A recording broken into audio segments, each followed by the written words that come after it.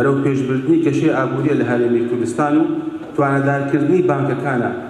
Obviously, the challenge that when we kind of dug into this topic of depending on the national electricity, the wataniya, or کێشەی کێش و هەوا کێشەی جیهانیە و عێراق بەگشتی کوردستان بە تایبەتی بەدەرنیە لەم کێشە.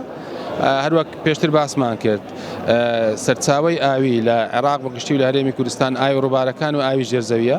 بەداخەوە هەم ئاوی ڕووبارەکان هەم ئاوی ژێرزەوی کە دوو سەرچاوەی سەرەکی دابینکردنی ئاون لە عێراق و لە هەرێمی کوردستان ڕوو لە کەمیە و کەمیەکی زۆر. تەوانەوەش خراپ بەکارهێنانی سەرچاوەکانی ئاوە لەو وڵاتانەی کە دراوسێن لە بەردانەوەی ئاو لە بۆ عێراق و هەرێمی کوردستان کە بوویتە هۆکاری وەی کە ڕێژەی ئاو هەم ڕووبارەکان زۆر بە خراپی دابەزی و ئاوی ژێرزەویش زۆر بە خراپی دابەزی. ئەمە لە هەرێمی کوردستان درکمان بەو کێشانە کردیە و بە پێی توانە و پێ ئەو بودجەی لەبەردەستمان بۆ محاولەمان کردیە کە بەنداوی پێویست دروست بکەین و چەند بەنداوەکمان دروست کردیەوە چەند بەنداوەک لە پرۆسەی دروستکردنە. بەڵام پێمان وایە کێشەی ئاو و کێشەی بارودۆخی کەش و هەوا بە تایبەت ئاو پێویستە بە سیادی تەمەشای بکرێت و دامان لە حکوومەتی اتحادی کردیە لە دروستکردنی بەندا و لە هەرێمی کوردستان بودجەی تایبەت بەدەر لەو بەشە بودجەی کە لە بۆ هەرێمی کوردستان دادەن لە بودجەی اتحادی دابین بکرێتن.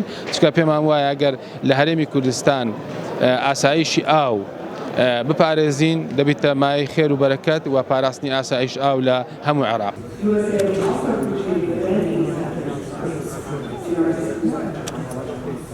Between financial institutions and micro, small and medium-sized enterprises.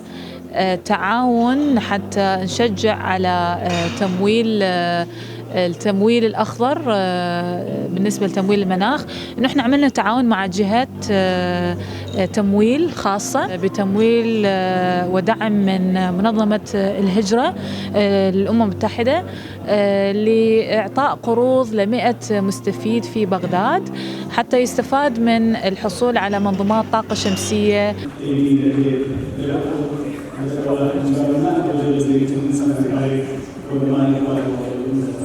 هەموو کات لە هەوڵدایە لە ڕێگەی ئاژانسە نێودەوڵەتیەکان و ڕێکخراوەکانی نەتەوەی گرتوەکان هاوکاری تەکنیکی و دارایی